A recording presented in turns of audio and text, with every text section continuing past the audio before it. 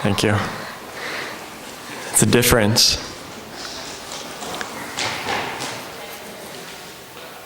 At age 8, he wrote, "Dear President Reagan, my friends and I really wish you didn't have to go. The best we can hope for is such conviction. That the sky can be said to fall is worrying enough. At conversation class, they call you les petits communistes. And I've revealed how I know your heel clicks from the undergrads outside my office.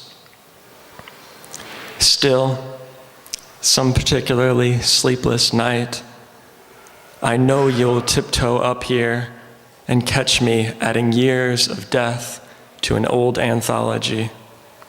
And I shall be ready with the tale of once upon a boyhood patio, a slip of the knife splitting the difference between flesh and stick and flesh and whatever he never finished making." That poem sort of, I guess it alludes to my teaching life, which is like a big part of things now. I was actually teaching just this morning a poetry seminar. In a former life, though, I was a student at a music conservatory myself. I feel really bad having to even be the first one to interrupt the musicians. It was so beautiful, but learning music and or just being in any kind of classroom is a strange kind of thing. And I know poetry workshops for people who've been in them is a strange kind of atmosphere, but one particularly strange place in a music school was the compulsory classes in conducting that we had to take. And this is a poem called Conducting Lessons. Despite all efforts, that mysterious tick had settled somewhere in his second beat, so that his wrist would slip, leaving the baton cocked left and the back of his hand sailing past the ictus, where a stroke is meant to strike and bounce, depending on articulations, like off a table made of jello. I knew it was no good, but waiting my turn among our imaginary orchestra, I let its uncorrectability take me in, ignoring our tutor, the one who claimed that as a student, he didn't leave his room for a week when Stravinsky died and all of Western music seemed too abruptly at an end.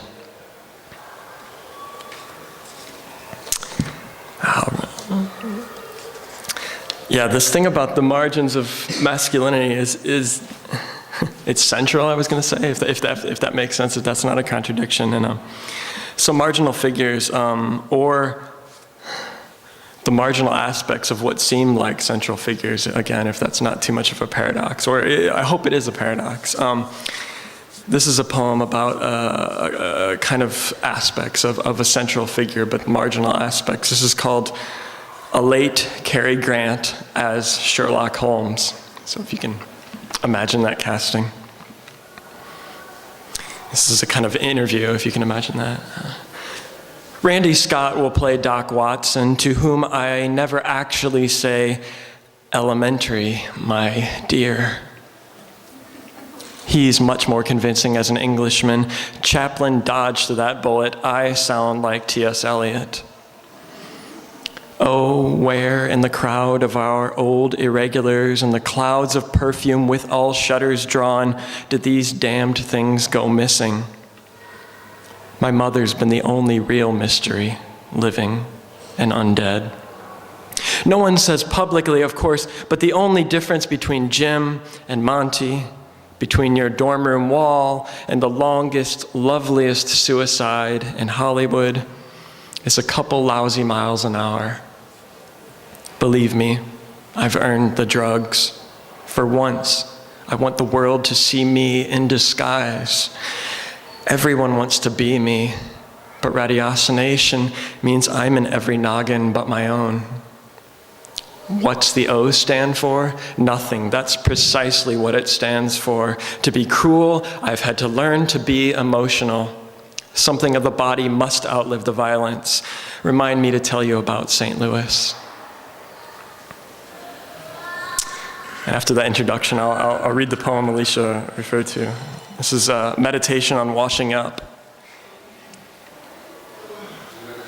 I feel no duty toward these dishes, even if I'll be the last to read them or their splotches, and quickly, till each resurfaces more complete than I ever hoped to be.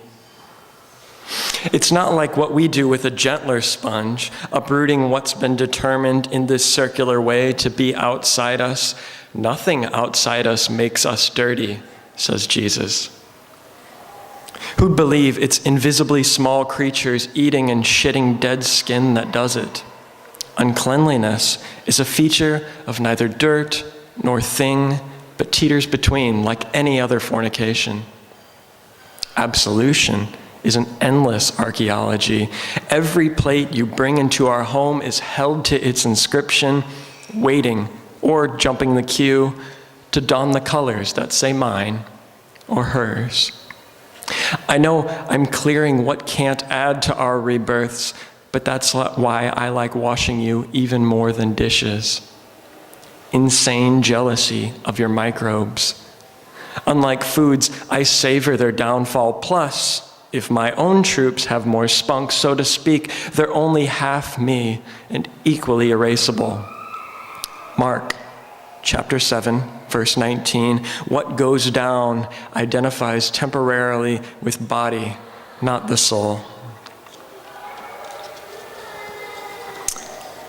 I've just bought a beautiful new bike, so I have to read my poem that has a bike in it. This is a poem that sort of traces memory in a kind of way from a memory of bicycling, somehow finding its way drowned in the rain of terror. So that kind of the connection that falls between those. And this is a happy poem called Marriage. If I ever think of pedaling alongside the Charles some foggy morning 5 years before our first meeting, I can't help picturing you then in Oxford or in Nantes. You scan the Loire with your heavy backpack, then new. I'll pretend you're on your way to see the Americans whose peanut butter I've since vouched for. Tell me, what else am I supposed to deduce these days from the too careful click of your office door? In another hour, I'll watch you undress against the curtain glowing from the street, and far too late tomorrow morning, our bony bodies will lie fastened by each other along their length, dreaming ourselves down, following your anxious glance beneath the surface of that river. A good little historian, you'd be pondering Republican marriages, where priests and nuns were supposedly stripped, bound back to back, and drowned. On one hand, my faith in you and this probably relates to the exactness of your naked edges, but like most else now, it ultimately depends upon your less straightforward presence among all known pasts and futures. As together, we descend centuries of night to where others appear, not tragically, ropes, long rotted, but hands still clasped since their exposure to a far-fetched world, in that way answering their own prayer for us.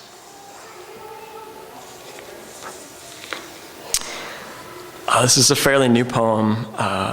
I don't think I'm a particularly religious person, at least institutionally, but I realize I've just ended with that image, and then after the ablutions and absolutions and meditations. This is a poem about Saint Jerome, in particular his letters to Saint Eustochium. Jerome. My only company on the last train home is screwing at the other end of the car. Before we're even out of Wigan, she's aboard him, thrashing her hair over the filthy headrests. Lord, open the handmaid's eyes that she may see. When I was in the desert, though parched by the sun, and though the sackcloth disfigured my already unshapely limbs, I was regularly afflicted by such visions. Though the flesh was good as dead for fasting, my mind boiled in its lusts. Why then doesn't God condemn it? Because marriage makes new virgins. Because that which is offered freely is worth more than that secured by force. Still, no one wishes to look too often upon the life so studiously forsaken. I never shared your urge to travel. I barely even read. The imagination lies. In heaven, we are sexless and share and shed our bodies at the cloakroom with nowhere to keep a ticket. Till then, we forbear, guarding our eyes and gift from thieves. When I knew we were reading in a gallery today, I was thinking about, I have lots of poems about paintings, and I was thinking about which to read, but when we got here and I saw this room, I couldn't resist reading this poem about a particular painting. This is Iris's. And it's a poem that I wrote for my niece, who's 2 now, but yeah, anyway, this is a poem about irises and called Irises. Her name's Violet, but that's sort of close enough.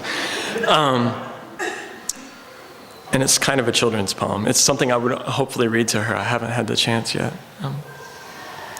Irises. Long ago, 120 years ago today, your birthday, a man with red hair was full of worry. He tried to run, but the only place he could think to go was a place men go to feel better sometimes. Although he had learned for himself, it didn't always work. Sometimes, he reminded himself, a thing that feels good can also hurt. So he decided to do the opposite. He racked his brains for something that would hurt badly enough that he could forget how bad he felt before. Aha, he said finally, and he chopped off his ear. Ouch, he cried, but soon enough fell fast asleep. When he woke, it was morning. The sun was shining, and he saw that he was in a hospital a bit like this one. It, too, was very quiet, and everyone there spoke nicely. Don't worry, they told him. Everything will be okay. He tried hard to believe them, but one gray afternoon, when everyone was busy talking nicely to another man, he simply forgot. He leapt wildly from his bed and ran outside, pulling a fur hat over his red hair and bandages. And beyond the hospital, the sky looked as stormy as he felt. He felt the worry coming and started to run away again until a row of flowers at the edge of a field stopped him. The squiggly petals reminded him of faces back inside, all giving up their worry. If I could keep these flowers, he said, I'd never forget that everything will be okay. I'm just going to read one more, but I just wanted to thank Linda for inviting me to read today and for everyone for coming out. This is called The Rest. And it makes reference to Bishop at the end, is Elizabeth Bishop. Are there any other? It makes reference to Pater as well, as in Walter Pater, but it's actually a reference to Michelangelo, but it's neither here nor there. This is The Rest. The lambs are in the cupboard. Leave them. The proud claim some objects make upon a place runs deeper than our own. Also, I really don't want you to have them. Your 5-a-day mugs are washed more or less and dangling like shrunken heads with eyes but nothing else sewn shut. If anyone drops by, the rest is in the office. Relax, Mrs. Rochester, no one's dropping by. Nothing is black and white, except those lambs.